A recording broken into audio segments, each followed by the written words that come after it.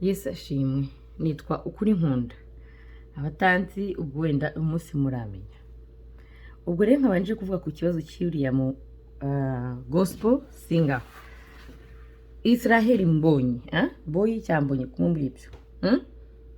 Ubwo nabonye itangazo ngo bavuze ko nta nzoga zigomba kuboneka muri arena, mbese aho bazakurira igitaramo. Nk'umukristu uvuga ijambo ry'Imana kandi uzajya mu ijuru, tuzajyayo, uzambonayo wabishaka utabishaka, imva ndiyo. Sasa rero aba gospel singers mwebwe muvuga ngo mukorere Imana, muririmbira Imana, reka tuganire. None wowe uvuga ngo urakijijwe, urera, izo nzoga ntibazizane. None wowe kuki wishyuza abantu? Kuki mwishyuza? Mwebwe mukora business mugashaka n'abandi ntibakore business. Sinumva ukuntu Imana yavuze ngo mutange ubuntu, Imana duhere ubuntu. Mushaka kuvuga muti se ibyuma birishyurwa nande, birakorwa, mukoreshe aho mushoboye kwishyura. Aho mudashoboye kwishyura murindire mushaka ifashanyo babafashe. Ariko mureka gukora business ubundi muze mubeshya abantu ngo murago turakiranutse tugira gute. Mbese reka nkubaze, inzoga nizo zatuma abantu batajya mu ijuru?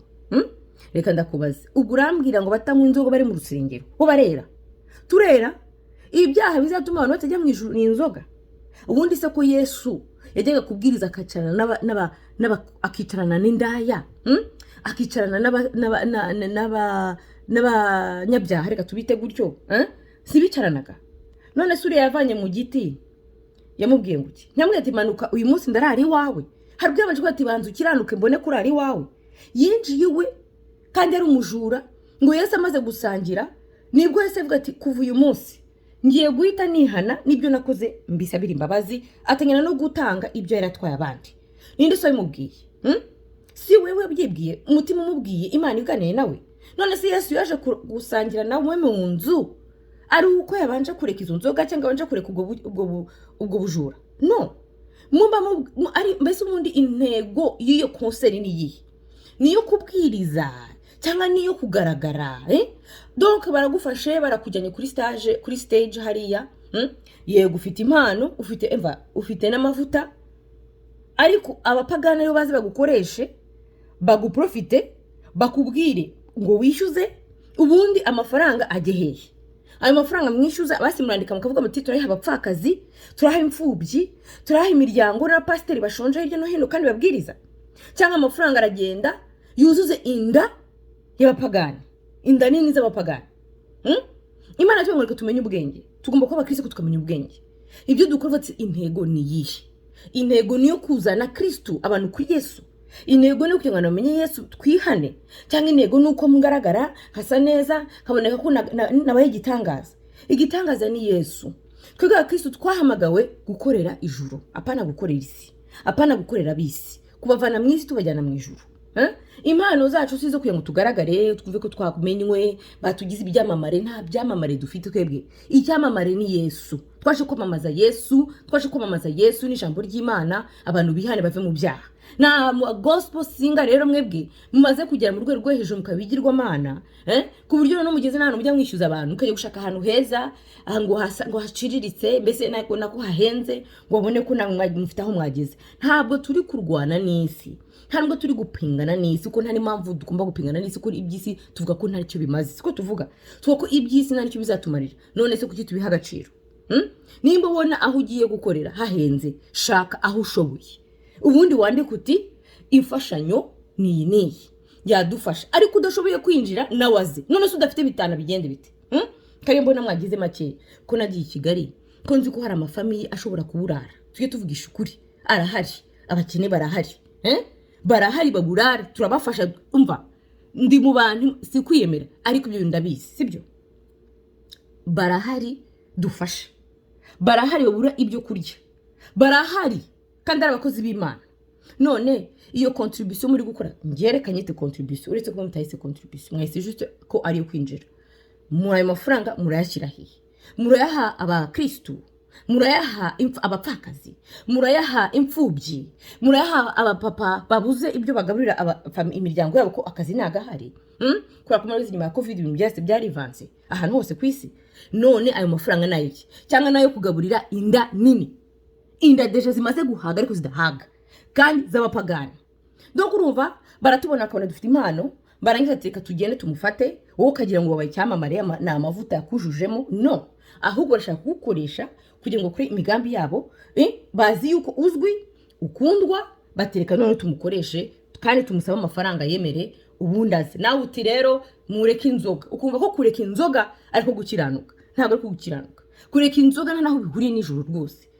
Bangaye batazinywa muri senge ariko bababeshye, babasambanye, bindyarya, bagira inzango mitima yabo, baca imanza. Tuvugisha ukuri. Ubwo benshi bice batanywa inzoga, abo ngabo nibo bazima. Imana izatwereka imitima kandi tuzumirwa. Ariko tureke ibingi byo kuvuga ngo tugiye kwishyuza abantu baze bumva ijambo ry'Imana. Rega kuririmba n'ukubwiriza.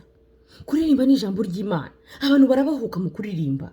Abantu bashobora no kureka akumva ari umunyabyaha, akihana ku kanya kandi afite icupa mu ntoki.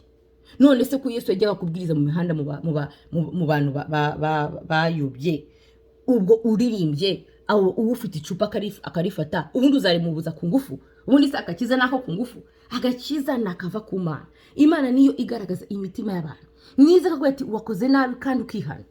Urumva? Ariko ntabwo ibyo uvuga ngo nta nzoga, naho ukishyuza, ubusubwo wowe utaniye nabo. Twe dutaniye nabo. Umuntu udafite bitanu ntazinjira. Uragurisha ijambo ry'Imana kandi Imana ivuga ngo nabahariye ubuntu mukorera ubuntu. Imana ivuga ngo ibyo dukora byose bigi bwami bw'ijuru. None intego iyo mujya kuririmba, iyo mukora amakonseri, intego ni iyihe? Ko nzi ko hari abishyuza avuga ati niyo kugira ngo dutange tuzajye gufasha abakene, abapfakazi. Byanditseho ko nta nibiri hari. Ariko mugakora ama interview, ibyamamare. Nta cyamamare mu Yesu. Icyamamare ni Yesu Kristo. Rero dukore ibintu bizima kandi tuvugisha ukuri, twibazema turi gukorera isi cyangwa turi gukorera ijuru. Iyi video mwishe mushaka kutayumva no kutayisonje, ariko si ngombwa. Simbabwiye ngo bisobanukirwe, gusa nayamwe ko hari abakristo babagaya. Mu bakristo babagaya nanjye ndimo rero. Ndimo pe. Ntimugomba kwishyuza abantu kuza kumva ijambo ry'Imana. Gospel ni ijambo ry'Imana. Ngo babe hate, babeho bate, mukore mushaka akazi nk'abandi. Paul yaravuze ngo njyewe ndakora kugira ngo tazavuga ngo nagurishije ijambo ry'Imana. Paul niko yavuze. Abasoma ijambo ry'Imana muraza kubimenya ariko Paul yavuze ngo njyewe ndakora kugira ngo mutazava kunagurishije ijambo ry'Imana. Akavuga ati dufashe abadufasha mbese mu mwuka, ariko si itegeko. Si itegeko. Si itegeko, ni ibintu biva ku mutima w'umuntu kandi Imana ikora ku bantu. Nimba rero mushaka gutungwa no kuririmba ngo muzakena cyangwa mutungwe nayo mubona, ariko mureke kugurisha ijambo ry'Imana.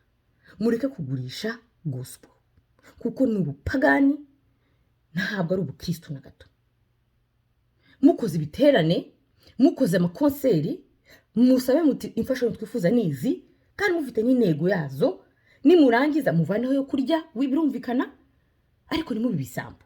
Ikindi cya kabiri, uvuge muti utafite ayo ashobora kwishyura, nawe ari welcome, nawe naze hari imbaze.